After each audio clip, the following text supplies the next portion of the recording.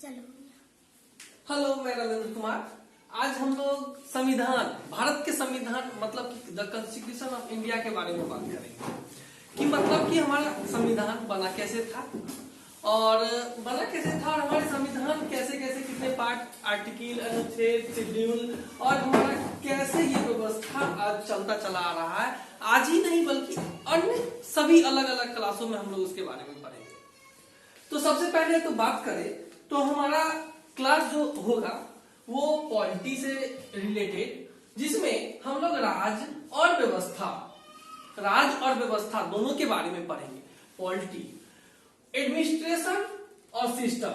हमारा जो सिस्टम है जो उसको संभालते हैं, कॉन्स्टिट्यूशन, हमारा संविधान जब संभालता है, कॉन्स्टिट्यूशन जिसको संभालना है सिस्टम के द्वारा और एडमिनिस्ट्रेशन के द्वारा संभालता है। लेकिन जो संविधान का जो रक्षक होता है वो हमारा प्रेसिडेंट होता है। हमारा संविधान का रक्षक कौन होता है? प्रेसिडेंट, हमारे राष्ट्रपति होते हैं। अब बात करें तो हमारे कॉन्स्टिट्यूशन मतलब कि संविधान में भाग 22 है। हमारे संविधान का में जो पार्ट है वो 22 है। आर्टिकल 395 और शेड्यूल 12। जब हमारा भारत जब आजाद हुआ था, जब संविधान बना था, उस समय 8 अनुसूची थी। और उसके बारे में अगर बात करें तो हमारा संविधान जब बना था तो बन के तैयार हो गया था, रेक्टिफाइड हो गया था 26 नवंबर 1949। लेकिन इसको इफेक्टिव किया गया जब मतलब कि इसको लागू किया गया 26 जनवरी 1950 में। और इसे बनाने में लगभग जो समय जो लगा 2 साल 11 महीना 18 दिन। और इन सभी का पूरा जो श्रेय जाता है हमारे लिखने वाले जो राइटर हैं डॉक्टर भीमराव अंबेडकर। डॉक्टर भीमराव अंबेडकर ने इसे लिखा और अस्थाई अध्यक्ष हमारे इस संविधान के, कॉन्स्टिट्यूशन के अस्थाई अध्यक्ष जो बनाए गए 11 दिसंबर 1946 में डॉक्टर राजेंद्र प्रसाद, जो कि हमारे देश के राष्ट्रपति भी थे। अगर अस्थाई की बात करें, अस्थाई से पहले बने थे 9 दिसंबर 1946 में सच्चिदानंद सिन्हा बनाए थे। और अगर बात करें तो हमारा संविधान है, संविधान को बनाने के लिए जहां प्रारूप दिया गया वो संविधान सभा में दिया गया। संविधान सभा जो कि हमारे कैबिनेट की बैठक के बाद 1946 में इसको बनाने के लिए बोला गया कि नहीं, इसके यहां से बनना चाहिए। हमारे कैबिनेट में ये तैयारी भी होने लगा।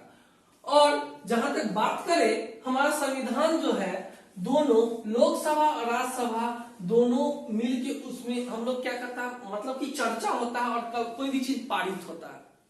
हमारा संविधान अगर बायदी में कुछ भी अगर प्रॉब्लम होता है या फिर कुछ गलतियां आती है तो उसको सुधारने के लिए लोकसभा और राज्यसभा में उसको पारित करना पड़ता है। मतलब कि बातचीत, अनुशंसा होती है, बातचीत होती है, फिर उसके बाद हमारा संविधान में वो चेंजेस आती है।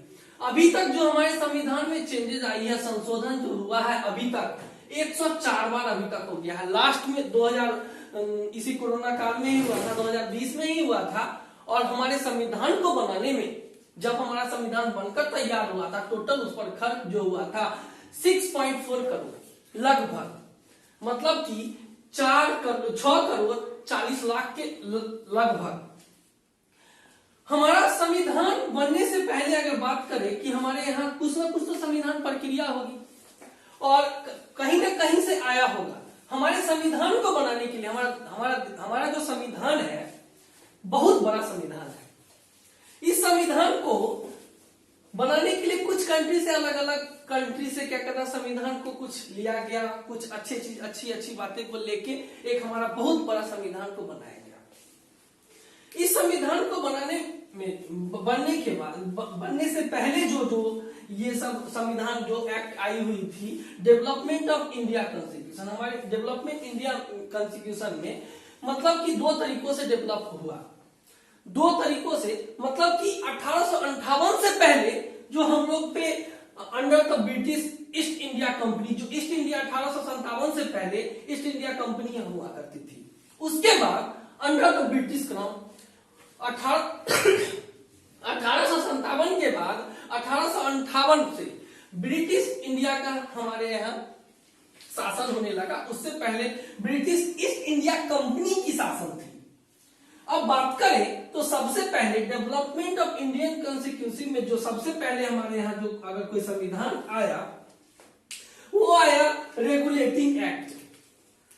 जो रेगुलेटिंग एक्ट आया 1773 ईस्वी में। कब आया? 1773 में। कुछ वर्षों के बाद उसमें जो चेंजेस आया, ईस्ट इंडिया एक्ट 1784, फिर उसके बाद चार्टर एक्ट 1793, फिर उसके बाद charter act 1833, charter act 1833, charter act 1853।